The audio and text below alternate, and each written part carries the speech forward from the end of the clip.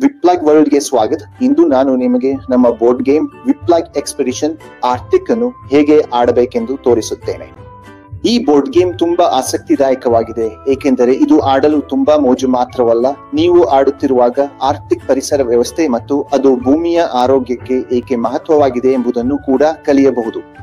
ಹಾಗಾದರೆ ಈ ಅತ್ಯಂತ ರೋಚಕ ಮತ್ತು ಆಕರ್ಷಕ ಶಿಕ್ಷಣಾತ್ಮಕ ಬೋರ್ಡ್ ಗೇಮ್ ಅನ್ನು ಹೇಗೆ ಸೆಟಪ್ ಮಾಡುವುದು ಮತ್ತು ಆಡುವುದು ಎಂಬುದನ್ನು ತ್ವರಿತವಾಗಿ ನೋಡೋಣ. ನೀವು ಆಟವನ್ನು ಸೆಟಪ್ ಮಾಡಿದಾಗ ಇದು ಹೇಗೆ ಕಾಣಿಸುತ್ತದೆ ಎಂಬುದೇ ಇದು. ನಿಮ್ಮ ಬಳಿ ಈ ಬೋರ್ಡ್ ಇದೆ, ಇದು ಜಿಗ್ಸಾ ಪಜಲ್ ರೂಪದಲ್ಲಿದೆ ಮತ್ತು ಬಾಕ್ಸ್ ನಲ್ಲಿ ಈ ಸಹಾಯಕ ಡಯಾಗ್ರಾಮ್ ಇದೆ. ಇದು ಬೋರ್ಡ್ ಅನ್ನು ಹೇಗೆ ಸೆಟಪ್ ಮಾಡಬೇಕೆಂದು ನಿಮಗೆ ತೋರಿಸುತ್ತದೆ. ಅದರ ಹೊರತಾಗಿ ಆಟವನ್ನು ಹೇಗೆ ಆಡಬೇಕು ಎಂಬ ನಿಯಮಗಳು ನಮ್ಮ ಬಳಿ ಇವೆ.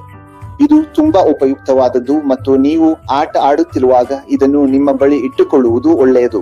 ನಾನು ಇಂದು ನಿಮಗೆ ಆಟವನ್ನು ಹೇಗೆ ಆಡಬೇಕೆಂದು ತೋರಿಸುತ್ತೇನೆ, ಆದರೆ ಬೇರೆ ಸಮಯದಲ್ಲಿ ನೀವು ಎಲ್ಲಾದರೂ ಅಡಕಾದರೆ ಮುಂದುವರಿಯಲು ಇದು ತುಂಬಾ ಉಪಯುಕ್ತವಾಗಿದೆ. ಇಲ್ಲಿ 6 ಆಟಗಾರರ ಅವತಾರಗಳಿವೆ, ಅವುಗಳೆಲ್ಲವೂ ವಿಪ್ಲಾಗ್ ನ ಲೋಕದ ಪಾತ್ರಗಳು. ಹಾಗಾದರೆ ನಮ್ಮ ಬಳಿ ಅವಂತಿಕಾ, ಅಡ್ಡಿ, ಸ್ಪಾಟಿ, ಲೆಪರ್ಡ್, ಕರಿಣಿ, ರೈತ ಬಲರಾಮ್ ಮತ್ತು ನನ್ನ ಪ್ರಿಯವಾದ ರೈತ ಜಗ್ಗು ಇದ್ದಾರೆ. ಇಂದು ನಾವು ಕೇವಲ 2 ಆಟಗಾರರೊಂದಿಗೆ ಆಟವಾಡಲಿದ್ದೇವೆ, ಆದರೆ ನೀವು ಯಾವುದೇ ಸಮಯದಲ್ಲಿ 6 ಜನರ ತನಕ ಆಟವಾಡಬಹುದು. ಆದರೆ ಈ ಪ್ರದರ್ಶನಕ್ಕಾಗಿ ನಾವು 2 ಆಟಕ್ಕೆ ಮಾತ್ರ ಸೀಮಿತವಾಗಿರೋಣ. ನಂತರ ನಮ್ಮ ಬಳಿ ಈ ವಿಪ್ಲಾಗ್ ಎಕ್ಸ್ಪೆಡಿಷನ್ ಕಾರ್ಡ್ಗಳಿವೆ. ಇವು ಸುಮಾರು 62 ಕಾರ್ಡ್ಗಳಿವೆ. ನೀವು ಅವುಗಳನ್ನು ಚೆನ್ನಾಗಿ ಕಲಿಯಬೇಕು. ನಾನು ಈಗಾಗಲೇ ಅವುಗಳನ್ನು ಕಲಿಯಿದ್ದೇನೆ. ನೀವು ಅವುಗಳನ್ನು ಕಲಿಯಬೇಕು ಮತ್ತು ಎಲ್ಲಾ ಆಟಗಾರರಿಗೆ ಸುಲಭವಾಗಿ ಕೈಗೆಟುಕುವಂತೆ ಮುಖವನ್ನು ಕೆಳಗೆ ಮಾಡಿ ಇಡಬೇಕು. ಮತ್ತು ನಮ್ಮ ಬಳಿ ಈ ಇಂಪ್ಯಾಕ್ಟ್ ಕಾರ್ಡ್ಗಳು ಅಥವಾ ಹವಾಮಾನ ಬದಲಾವಣೆ ಇಂಪ್ಯಾಕ್ಟ್ ಕಾರ್ಡ್ಗಳಿವೆ. ಅವುಗಳನ್ನು ಕೂಡ ನೀವು ಕಲಿಯಬೇಕು. ನಾನು ಈಗಾಗಲೇ ಕಲಿಯಿದ್ದೇನೆ ಮತ್ತು ಅವುಗಳನ್ನು ಮುಖವನ್ನು ಕೆಳಗೆ ಮಾಡಿ ಇಡಬೇಕು. ಇಂದು ನಾವು 2 ಆಟಗಾರರೊಂದಿಗೆ ಮಾತ್ರ ಆಟವಾಡುತ್ತಿರುವುದರಿಂದ ಉಳಿದವರನ್ನು ಬದಿಗೆ ಸರಿಸಿ ಆಟವನ್ನು ಹೇಗೆ ಆಡಬೇಕು ಎಂದು ತ್ವರಿತವಾಗಿ ನೋಡೋಣ. ಈ ಆಟದ ಉದ್ದೇಶವೆಂದರೆ ನೀವು 100 ಕಿಲೋಮೀಟರ್ ಗುರಿಯನ್ನು ಅಥವಾ ಉತ್ತರ ಧ್ರುವವನ್ನು ತಲುಪಬೇಕು ಮತ್ತು ಮೊದಲನೆಯವರಾಗಿ ಅಲ್ಲಿ ತಲುಪಬೇಕು. ನೀವು ನೋಡಬಹುದು, ಬೋರ್ಡ್ ನಲ್ಲಿ 1 ರಿಂದ 100 ಸಂಖ್ಯೆಗಳಿವೆ. ಆದ್ದರಿಂದ ನೀವು ಆರ್ಟಿಕ್ ವಲಯವನ್ನು ಸುತ್ತಿ 100 ಕಿಲೋಮೀಟರ್ ಗುರಿಯನ್ನು ಮೊದಲನೆಯವರಾಗಿ ತಲುಪಬೇಕು. ಮಾರ್ಗ ಮಧ್ಯದಲ್ಲಿ ನೀವು ಕೆಲವು ಅಡ್ಡಿ ಅವಘಡಗಳನ್ನು ಎದುರಿಸಬೇಕಾಗುತ್ತದೆ. ಉದಾಹರಣೆಗೆ ಭಾರಿ ಹಿಮಪಾತದ ಸಿಡಿಲು, ಹಿಮ ಕರಗುವುದು ಅಥವಾ ದಟ್ಟ ಮಂಜು. ನೀವು ಈ ಅಡ್ಡಿ ಅವಘಡಗಳಲ್ಲಿ ಒಂದನ್ನು ತಲುಪಿದಾಗ ನೀವು ಒಂದು ಹವಾಮಾನ ಬದಲಾವಣೆ ಇಂಪ್ಯಾಕ್ಟ್ ಕಾರ್ಡ್ ತೆಗೆದುಕೊಂಡು ಅದರಲ್ಲಿ ನೀಡಿರುವ ಸೂಚನೆಗಳನ್ನು ಅನುಸರಿಸಬೇಕು. ಈಗ ನೀವು ಬೋರ್ಡ್ ಮೇಲೆ ಹೇಗೆ ಸಾಗಬೇಕು? ಇದು ತುಂಬಾ ಸರಳವಾಗಿದೆ. ಆಟಗಾರರು ಯಾರು ಮೊದಲು ಹೋಗುತ್ತಾರೆ ಮತ್ತು ಯಾವ ಕ್ರಮದಲ್ಲಿ ಹೋಗುತ್ತಾರೆ ಎಂಬುದನ್ನು ಆಯ್ಕೆ ಮಾಡುತ್ತಾರೆ. ಯಾರು ಮೊದಲು ಹೋಗುತ್ತಾರೆ, ಯಾರು ಕೊನೆಗೆ ಹೋಗುತ್ತಾರೆ ಎಂಬುದು ಮುಖ್ಯವಲ್ಲ, ಏಕೆಂದರೆ ಅದು ಆಟದ ಫಲಿತಾಂಶದ ಮೇಲೆ ಬಹಳ ಕಡಿಮೆ ಅಥವಾ ಯಾವುದೇ ಪರಿಣಾಮವಿಲ್ಲ. ನೀವು ಯಾರು ಮೊದಲು ಹೋಗುತ್ತಾರೆ ಎಂದು ಆಯ್ಕೆ ಮಾಡಿದ ನಂತರ ಮೊದಲು ಹೋಗುವ ಆಟಗಾರನು ಈ ಡೆಕ್ನ ಮೇಲಿನ ಕಾರ್ಡ್ ಅನ್ನು ತೆಗೆದುಕೊಂಡು ಅದರಲ್ಲಿ ಇರುವ ಸೂಚನೆಯನ್ನು ಅನುಸರಿಸುತ್ತಾರೆ. ನಾವು ಪ್ರಾರಂಭಿಸುವ ಮೊದಲು ಈ ವಿಶೇಷ ಕಾರ್ಡ್ಗಳು ಯಾವುವು ಎಂಬುದನ್ನು ನಿಮಗೆ ತೋರಿಸಬೇಕು. ನಾನು ಹೇಳಿದಂತೆ ಇದರಲ್ಲಿ 62 ಕಾರ್ಡ್ಗಳಿವೆ, ಆದರೆ ಇದರಲ್ಲಿ 3 ವಿಭಿನ್ನ ರೀತಿಯ ಕಾರ್ಡ್ಗಳಿವೆ. ಒಂದೆಂದರೆ ನಿಮ್ಮ ಸಾಮಾನ್ಯ ಕಾರ್ಡ್ಗಳು, ಅವುಗಳು ನಿಮಗೆ ಮುಂದೆ ಅಥವಾ ಹಿಂದೆ ಸಾಗಲು ಸಹಾಯ ಮಾಡುತ್ತವೆ, ಮತ್ತು ಇನ್ನೆರಡು ಕಾರ್ಡ್ಗಳು ಪವರ್ ಕಾರ್ಡ್ಗಳು. ಒಂದು ಸೂಪರ್ ಪವರ್ ಕಾರ್ಡ್ ಡೆಕ್ ನಲ್ಲಿ ಇಂತಹ 3 ಕಾರ್ಡ್ಗಳಿವೆ ಮತ್ತು 7 ಪವರ್ ಕಾರ್ಡ್ಗಳಿವೆ. ಈ ಕಾರ್ಡ್ಗಳು ನೆಗೆಟಿವ್ ಕಾರ್ಡ್ನ ಪರಿಣಾಮವನ್ನು ನಿಷ್ಕ್ರಿಯಗೊಳಿಸಲು ಸಹಾಯ ಮಾಡುತ್ತವೆ ಮತ್ತು ಆಟದಲ್ಲಿ ಅದು ಹೇಗೆ ಆಗುತ್ತದೆ ಎಂದು ನಾನು ನಿಮಗೆ ವಿವರಿಸುತ್ತೇನೆ. ಹಾಗಾದರೆ ಮತ್ತೆ ಒಂದು ಬಾರಿ ಡೆಕ್ ಅನ್ನು ತ್ವರಿತವಾಗಿ ಶಫಲ್ ಮಾಡಿ ಆಟವನ್ನು ಪ್ರಾರಂಭಿಸೋಣ. ಹಾಗಾದರೆ ಅವಂತಿಕಾ ಮತ್ತು ಅವರ ನಡುವೆ ಎಂದು ಊಹಿಸೋಣ. ಕ್ಷಮಿಸಿ, ಇಲ್ಲಿ ಆದಿತ್ಯ ಇದ್ದಾನೆ. ಅವನನ್ನು ಬದಿಗೆ ಸರಿಸಿ ನನ್ನ ಪ್ರಿಯ ಪಾತ್ರವಾದ ರೈತ ಜಗ್ಗುವನ್ನು ತರೋಣ. ಹಾಗಾದರೆ ಅವಂತಿಕಾ ಮೊದಲು ಹೋಗುತ್ತಾಳೆ ಮತ್ತು ಸ್ಪಷ್ಟವಾಗಿ ಅವಳು ಒಂದು ಕಾರ್ಡ್ ಎತ್ತಿಕೊಳ್ಳುತ್ತಾಳೆ ಮತ್ತು ಇದರಲ್ಲಿ ಹೇಳಿದೆ, ನಾನು ಇದನ್ನು ಓದಿ ಹೇಳ್ತೀನಿ, ನೀವು ಇತ್ತೀಚೆಗೆ ಕಂಡುಹಿಡಿದಿದ್ದೀರಿ ಎಂದು. ಈಗೋ ನಿಮಗೆ ಇಲ್ಲಿ ಒಂದು ಕಾರ್ಡ್ ಇದೆ. ಇದರಲ್ಲಿ ಹೇಳಿದೆ, ನೀವು ಇತ್ತೀಚೆಗೆ ಕಂಡುಹಿಡಿದಿದ್ದೀರಿ, ಆ ಚೆನ್ನಾಗಿರುವ ಸಣ್ಣ ವೂಲ್ವರಿನ್ ನಿಜವಾಗಿ ಒನಿಯ ಕುಟುಂಬದಿಂದ ಅಲ್ಲ. ಅದು ಎಷ್ಟು ಆಸಕ್ತಿದಾಯಕ ಸುದ್ದಿ ಅಲ್ವಾ? ನಾವು ಆ ಸಿನಿಮಾವನ್ನು ನೋಡಿದ್ದೇವೆ ಮತ್ತು ಆ ಪಾತ್ರವನ್ನು ಇಷ್ಟಪಡುತ್ತೇವೆ, ಆದರೆ ನಾನು ಕೂಡ ವೂಲ್ವರಿನ್ ನಿಜವಾಗಿ ಒನಿಯ ಕುಟುಂಬದಿಂದ ಅಲ್ಲ, ಗೊತ್ತಿರಲಿಲ್ಲ, ನಕೆಯ ಕುಟುಂಬದಿಂದ. ಹಾಗಾದರೆ ನೀವು ಈ ಕುತೂಹಲಕರ ಮತ್ತು ರೋಚಕವಾದ ವಿಷಯವನ್ನು ಕಂಡುಹಿಡಿದಿದ್ದೀರಿ. ಇಲ್ಲಿ ಹೇಳಿದಂತೆ ನೀವು 5 ಕಿಲೋಮೀಟರ್ ಮುಂದೆ ಹೋಗಬಹುದು. ಹಾಗಾದರೆ ಅವಂತಿಕಾಗೆ ಮಾಡಬೇಕಾದದ್ದು ಎಂದರೆ ಬೋರ್ಡ್ ಮೇಲೆ 3, 4, 5 ಸ್ಥಾನಗಳನ್ನು ಮುಂದೆ ಹೋಗಿ 5ನೇ ಸ್ಥಿತಿಗೆ ತಲುಪುವುದು. ಈ ಕಾರ್ಡ್ ಅನ್ನು ಆಡಿದ ನಂತರ ಅದನ್ನು ಮುಖವನ್ನು ಕೆಳಗೆ ಮಾಡಿ ಬದಿಯಲ್ಲಿ ಇಡಿ.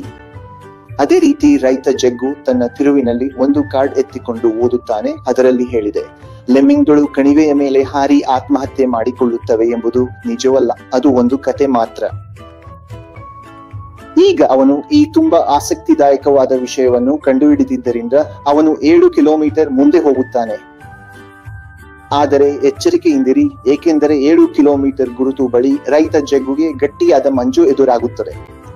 ಈಗ ನೀವು ಬೋರ್ಡ್ನ ಈ ಸ್ಥಳಗಳಲ್ಲಿ ಒಂದಕ್ಕೆ ಬಂದಾಗ ಏನು ಆಗುತ್ತದೆ? ನಾನು ಹೇಳಿದಂತೆ ನೀವು ಇಲ್ಲಿ ಬಂದಾಗ ರೈತ ಜಗ್ಗು ಇಂತಹ ಒಂದು ಹವಾಮಾನ ಬದಲಾವಣೆ ಪರಿಣಾಮ ಕಾರ್ಡ್ ಅನ್ನು ಎತ್ತಿಕೊಳ್ಳಬೇಕಾಗುತ್ತದೆ. ಈಗ ಹವಾಮಾನ ಬದಲಾವಣೆಯ ಒಂದು ಅಪಾಯಕರ ಪರಿಣಾಮವೆಂದರೆ ಆರ್ಕ್ಟಿಕ್ ಹಿಮವು ಭಯಾನಕ ವೇಗದಲ್ಲಿ ಕರಗುತ್ತಿದೆ ಮತ್ತು ಇದರಿಂದ ಮುಂದಿನ 25 ರಿಂದ 30 ವರ್ಷಗಳಲ್ಲಿ ಜಗತ್ತಿನ ಅನೇಕ ಪ್ರಮುಖ ನಗರಗಳು ಮುಳುಗುವ ಸಾಧ್ಯತೆ ಇದೆ. ಹೀಗಾಗಿ ರೈತ ಜಗ್ಗು ದುರದೃಷ್ಟವಶಾತ್ 7 ಕಿಲೋಮೀಟರ್ ಹಿಂದಕ್ಕೆ ಹೋಗಬೇಕಾಗಿದೆ. ನೀವು ಇದನ್ನು ಮುಗಿಸಿದ ನಂತರ ಆ ಕಾರ್ಡ್ ಮತ್ತೆ ಡೆಕ್ನ ಕೆಳಭಾಗಕ್ಕೆ ಹೋಗುತ್ತದೆ ಮತ್ತು ರೈತ ಜಗ್ಗು ಮತ್ತೆ 1 ಕಿಲೋಮೀಟರ್ ಗುರುತಿಗೆ ಹಿಂದಿರುಗುತ್ತಾನೆ. ಮತ್ತೆ ಅವಂತಿಕಾಳ ತಿರುವಿಗೆ ಬರುವುದಾದರೆ ಇಲ್ಲಿ ಹೇಳಲಾಗಿದೆ, ಕಾರಿಬೂಗಳು ಮಾಲಿನ್ಯಗೊಂಡ ಹುಲ್ಲನ್ನು ತಿನ್ನುತ್ತಿವೆ ಮತ್ತು ಧ್ರುವ ಕರಡಿಗಳು ಅವುಗಳನ್ನು ಬೇಟೆಯಾಡುವಾಗ ಅವುಗಳಿಗೆ ವಿಷಕಾರಿಯಾಗುತ್ತದೆ. ಇದು ಮಾನವ ಸೃಷ್ಟ ಮಾಲಿನ್ಯದಿಂದ ಆರ್ಕ್ಟಿಕ್ ಪರಿಸರದ ಮೇಲೆ ಉಂಟಾಗುವ ತುಂಬಾ ದುಃಖದ ಪರಿಣಾಮವಾಗಿದೆ. ಆ ಕಾರಣದಿಂದ ಅವಂತಿಕ 6 ಕಿಲೋಮೀಟರ್ ಹಿಂದಕ್ಕೆ ಹೋಗಬೇಕಾಗಿದೆ. ಆದರೆ ಅವಳು 5 ಕಿಲೋಮೀಟರ್ ಗುರುತಿನಲ್ಲಿರುವುದರಿಂದ ಅವಳು ನೇರವಾಗಿ ಶೂನ್ಯಕ್ಕೆ ಹಿಂದಿರುಗುತ್ತಾಳೆ. ಈಗ ಆಟದ ಸಮಯದಲ್ಲಿ ನಾನು ಈ ಕಾರ್ಡ್ ಅನ್ನು ಇಲ್ಲಿ ಇಡುತ್ತಿದ್ದೇನೆ. ಆಟದಲ್ಲಿ ಬಹಳ ಸಾಧ್ಯತೆ ಇದೆ. ಆಟದ ವೇಳೆ ಆರಂಭದಲ್ಲೇ ನಿಮಗೆ ಒಂದು ನಕಾರಾತ್ಮಕ ಪರಿಣಾಮದ ಕಾರ್ಡ್ ಸಿಗಬಹುದು. ನೀವು 0 ಕಿಲೋಮೀಟರ್ ಗುರುತಿನಲ್ಲಿದ್ದರೂ ಸಹ ಚಿಂತೆ ಪಡಬೇಡಿ. ನೀವು ಮಾಡಬೇಕಾದದ್ದು ಎಂದರೆ ಕಾರ್ಡ್ ಮೇಲೆ ಬರೆದಿರುವ ಸೂಚನೆಗಳನ್ನು ನಿರ್ಲಕ್ಷಿಸಿ, ಏಕೆಂದರೆ ನೀವು ಇನ್ನೂ ಆಟವನ್ನು ಪ್ರಾರಂಭಿಸಿಲ್ಲ. ಆ ಕಾರ್ಡ್ ಅನ್ನು ಮುಖದ ಭಾಗವನ್ನು ಕೆಳಗೆ ಮಾಡಿ ಇಡಿ. ನಂತರ ಮುಂದಿನ ಆಟಗಾರನು ಮುಂದಿನ ಕಾರ್ಡ್ ಅನ್ನು ಎತ್ತಿಕೊಳ್ಳುತ್ತಾನೆ.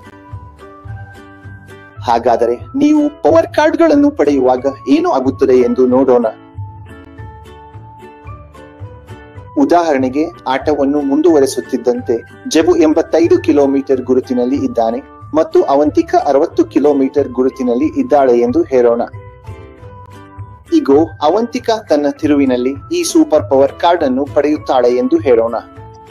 ಇದರಲ್ಲಿ ಬೋಹೆಡ್ ತಿಮಿಂಗಿಲವು ತುಂಬಾ ದಪ್ಪವಾದ ಹಿಮದ ತುಂಡುಗಳನ್ನು ತೊಡೆದು ಹೋಗುವ ಸೂಪರ್ ಪವರ್ ಹೊಂದಿದೆ ಎಂದು ಹೇಳಲಾಗಿದೆ ಮತ್ತು ಅವಳು ಆ ಸೂಪರ್ ಪವರ್ ಪಡೆದಿರುವುದರಿಂದ ಅವಳು ಇಂಪ್ಯಾಕ್ಟ್ ಕಾರ್ಡ್ ನ ಪರಿಣಾಮವನ್ನು ಮುಂಚಿತ ಆಟಗಾರನಿಗೆ ವರ್ಗಾಯಿಸಬಹುದು. ಅಂದರೆ ಆಟದ ಸಮಯದಲ್ಲಿ ಅವಂತಿಕಾ ಐಸ್ ಮೆಲ್ಟ್ ಸ್ಪಾಟ್ ಅಥವಾ 83 ಕಿಲೋಮೀಟರ್ ಗುರುತಿನ ಅವಲಾಂಚ್ ಪಾಯಿಂಟ್ ಗೆ ಬಂದರೆ ಎಂದು ಊಹಿಸೋಣ.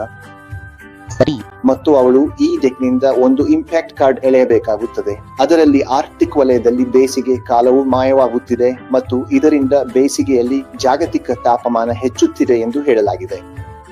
ಆದ್ದರಿಂದ ಅವಳು ಮುಂದಿನ ತಿರುವನ್ನು ತಪ್ಪಿಸಬೇಕು. ಆ ಸಮಯದಲ್ಲಿ ಅವಂತಿಕಾ ತನ್ನ ಸೂಪರ್ ಪವರ್ ಕಾರ್ಡ್ ಅನ್ನು ಬಳಸಬಹುದು. ಈ ಕಾರ್ಡ್ ನ ಪರಿಣಾಮವನ್ನು ಭರಿಸುವ ಬದಲು ಅವಳು ಆಡಿದ ನಂತರ ಅದು ಡೆಕ್ ನ ಕೆಳಭಾಗಕ್ಕೆ ಹೋಗುತ್ತದೆ. ಅವಂತಿಕಾ ತನ್ನ ಸೂಪರ್ ಪವರ್ ಕಾರ್ಡ್ ಅನ್ನು ತೆಗೆದು ಆ ಕಾರ್ಡ್ ಅನ್ನು ಆಡಬಹುದು. ಇದರಿಂದ ಅವಳು ತನ್ನ ತಿರುವನ್ನು ತಪ್ಪಿಸಿಕೊಳ್ಳಬಹುದು ಅಥವಾ ಅವಳ ಬಳಿ ಇರುವ ಸೂಪರ್ ಪವರ್ ಇದನ್ನು ಹೇಳೋಣ. ಹೌದು, ನಾನು ಮುಂದಿನ ಸೂಪರ್ ಪವರ್ ಕಾರ್ಡ್ ಸಿಗುವವರೆಗೆ ಎತ್ತಿಕೊಳ್ಳುತ್ತೇನೆ ಮತ್ತು ನಿಮಗೆ ಇವು ಇನ್ನೇನು ಮಾಡಬಹುದು ಎಂದು ತೋರಿಸುತ್ತೇನೆ. ಸರಿ, ಹೌದು,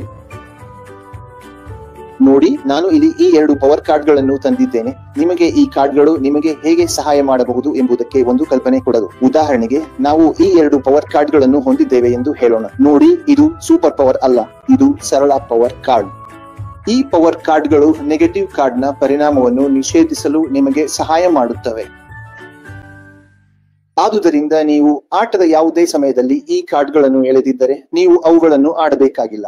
ನೀವು ಅವುಗಳನ್ನು ನಿಮ್ಮ ಬಳಿ ಇಟ್ಟುಕೊಳ್ಳಬಹುದು. ಹಾಗಾದರೆ ಈ ಕಾರ್ಡ್ಗಳನ್ನು ಎಳೆದ ಆಟಗಾರನು ಅವುಗಳನ್ನು ತನ್ನ ಮುಂದೆ ಮುಖ ಕೆಳಗೆ ಇಡುತ್ತಾನೆ ಮತ್ತು ಅವನು ನೆಗೆಟಿವ್ ಇಂಪ್ಯಾಕ್ಟ್ ಕಾರ್ಡ್ ಎಳೆದಿದ್ದರೆ ಅವನು ಈ ಪವರ್ ಕಾರ್ಡ್ಗಳನ್ನು ಆಡಬಹುದು. ನಾನು ಪವರ್ ಕಾರ್ಡ್ ಗಳನ್ನು ಆಡೋದು ಎಂದಾಗ ನೀವು ಅವುಗಳನ್ನು ಬೋರ್ಡ್ ಮೇಲೆ ಇಡಬೇಕು. ನೀವು ಪವರ್ ಕಾರ್ಡ್ ನಲ್ಲಿ ಇರುವ ಸೂಚನೆಯನ್ನು ಅನುಸರಿಸಿದ್ದೀರಿ ಎಂದು ಉಳಿದ ಆಟಗಾರರು ನೋಡಿದ ನಂತರ ಆ ಕಾರ್ಡ್ ಡಿಸ್ಕಾರ್ಡ್ ಮಾಡಿದ ಕಾರ್ಡ್ಗಳ ರೇಖೆ ಹಿಂತಿರುಗುತ್ತದೆ. ಹೀಗಾಗಿ ಆಟ ಮುಂದುವರಿಯುತ್ತದೆ. ಒಬ್ಬ ಅಥವಾ ಹೆಚ್ಚು ಆಟಗಾರರು ಒಂದು 100 ಕಿಲೋಮೀಟರ್ ಗುರಿಯನ್ನು ತಲುಪುವವರೆಗೆ. ಸ್ಪಷ್ಟವಾಗಿ 6 ಜನರು ಆಡುತ್ತಿದ್ದರೆ ಮತ್ತು ಒಬ್ಬರು ಒಂದು 100 ಕಿಲೋಮೀಟರ್ ಗುರಿ ತಲುಪಿದರೆ ನೀವು ಆಟ ಮುಗಿದಂತೆ ಪರಿಗಣಿಸಿ ಆ ವ್ಯಕ್ತಿಯನ್ನು ವಿಜೇತನೆಂದು ಘೋಷಿಸಬಹುದು, ಅಥವಾ ಆಟ ಮುಂದುವರೆಸಿ 2ನೇ, 3ನೇ, 4ನೇ ಮತ್ತು 5ನೇ ಆಟಗಾರರು ಒಂದು 100 ಕಿಲೋಮೀಟರ್ ಗುರಿ ತಲುಪುವವರೆಗೆ ಆಡಬಹುದು. ಕೊನೆಗೆ ಒಬ್ಬ ವ್ಯಕ್ತಿ ಮಾತ್ರ ಗೆಲ್ಲದೆ ಉಳಿಯುತ್ತಾನೆ. ಆಟ ಆಡುತ್ತಿರುವಾಗ ನಿಮ್ಮ ಎಲ್ಲ ಎಕ್ಸ್ಪೆಡಿಷನ್ ಕಾರ್ಡ್ಗಳು ಮುಗಿದಿದ್ದರೆ ಮತ್ತು ನೀವು ಅವುಗಳನ್ನು ಬಳಸಿಕೊಂಡಿದ್ದರೆ ಈ ಫೈಲಿನ ಈ ಭಾಗದಿಂದ ತ್ಯಜಿಸಿದ ಕಾರ್ಡ್ಗಳನ್ನು ಸಂಗ್ರಹಿಸಿ ಅವುಗಳನ್ನು ಚೆನ್ನಾಗಿ ಕಲಸಿ ಮತ್ತೆ ಫೈಲಿಗೆ ಹಾಕಿ ಆಟವನ್ನು ಮುಂದುವರಿಸಿ. ಹೀಗಾಗಿ ನೀವು ಆರ್ಕ್ಟಿಕ್ ಎಕ್ಸ್ಪೆಡಿಷನ್ ಆಟವನ್ನು ಅಥವಾ ಬಿಪ್ಲಬ್ ಎಕ್ಸ್ಪೆಡಿಷನ್ ಆರ್ಕ್ಟಿಕ್ ಅನ್ನು ಹೇಗೆ ಆಡಬೇಕೆಂದು ತಿಳಿದುಕೊಳ್ಳಬಹುದು. ಈ ಆಟದಲ್ಲಿ ನಾನು ನಿಮಗೆ ಒಂದು ಚಿಕ್ಕ ಟಿಪ್ ಕೊಡುತ್ತೇನೆ. ನಾನು ಆಟವನ್ನು ಹೇಗೆ ಆಡಬೇಕೆಂದು ತೋರಿಸುತ್ತಿದ್ದಾಗ ಇದನ್ನು ಹೇಳಿರಲಿಲ್ಲ. ನೀವು ಪವರ್ ಕಾರ್ಡ್ ಅಥವಾ ಸೂಪರ್ ಪವರ್ ಕಾರ್ಡ್ ಪಡೆಯಲು ಸಾಧ್ಯವಾದರೆ ಅದನ್ನು ತಕ್ಷಣವೇ ಬಳಸಬೇಡಿ. ಅದನ್ನು ನಿಮ್ಮ ಮುಂದೆ ಇಟ್ಟುಕೊಳ್ಳಿ. ಸರಿಯಾದ ಸಮಯದಲ್ಲಿ ಆ ಕಾರ್ಡ್ ಅನ್ನು ಬಳಸಿಕೊಂಡು ಕಷ್ಟಕರ ಪರಿಸ್ಥಿತಿಯಿಂದ ಹೊರಬಂದು ಆಟವನ್ನು ಗೆಲ್ಲುವಂತೆ ನೋಡಿಕೊಳ್ಳಿ. ಈ ವಿಡಿಯೋ ಆರಂಭದಲ್ಲಿ ನಾನು ಹೇಳಿದಂತೆ ಈ ಆಟವನ್ನು ಆಡುವುದು ತುಂಬಾ ಮೋಜು ಮಾತ್ರವಲ್ಲ, ಜೊತೆಗೆ ನೀವು ಆರ್ಕ್ಟಿಕ್ ಪರಿಸರ ವ್ಯವಸ್ಥೆಯ ಬಗ್ಗೆ ಕೂಡ ಕಲಿಯಬಹುದು. ಆದರೆ ಅಷ್ಟೇ ಅಲ್ಲ, ಆರ್ಕ್ಟಿಕ್ ನ ಹೊರತಾಗಿಯೂ ನಾವು ಬಿಪ್ಲಬ್ ಎಕ್ಸ್ಪೆಡಿಷನ್ ಸಹಾರಾ ಆವೃತ್ತಿ ಮತ್ತು Biplab expedition Amazonian rain forest ಆವೃತ್ತಿಯನ್ನು ಹೊಂದಿದ್ದೇವೆ. ನಾವು ಇನ್ನೂ ಅನೇಕ ಇತರ ಪರಿಸರ ವ್ಯವಸ್ಥೆಗಳ ಮೇಲೆ ಈ ಆಟಗಳನ್ನು ರೂಪಿಸುತ್ತಿದ್ದೇವೆ. ಇದು ನಿಮ್ಮ ಕುಟುಂಬದೊಂದಿಗೆ ಗಂಟೆಗಳ ಕಾಲ ಮೋಜು ಮಾಡುವುದಕ್ಕೆ ಮಾತ್ರವಲ್ಲ, ಭೂಮಿಯನ್ನು ಅದ್ಭುತವಾದ ಸ್ಥಳವನ್ನಾಗಿಸುವ ಎಲ್ಲಾ ಸುಂದರ ಪರಿಸರ ವ್ಯವಸ್ಥೆಗಳ ಬಗ್ಗೆ ಕಲಿಯಲು ಸಹಾಯ ಮಾಡುತ್ತದೆ. ಹಾಗಾಗಿ ಈ ಆಟಗಳನ್ನು ನೀವು ಆಡುತ್ತಿರುವಾಗ ನಮಗೆ ಅವುಗಳನ್ನು ರೂಪಿಸುವಾಗ ಎಷ್ಟು ಸಂತೋಷವಾಯಿತೋ ನಿಮಗೂ ಅಷ್ಟೇ ಸಂತೋಷವಾಗುತ್ತದೆ ಎಂದು ನಾನು ಆಶಿಸುತ್ತೇನೆ. ಮುಂದಿನ ವಿಡಿಯೋದಲ್ಲಿ ಮತ್ತೆ ಭೇಟಿಯಾಗೋಣ. ಧನ್ಯವಾದಗಳು.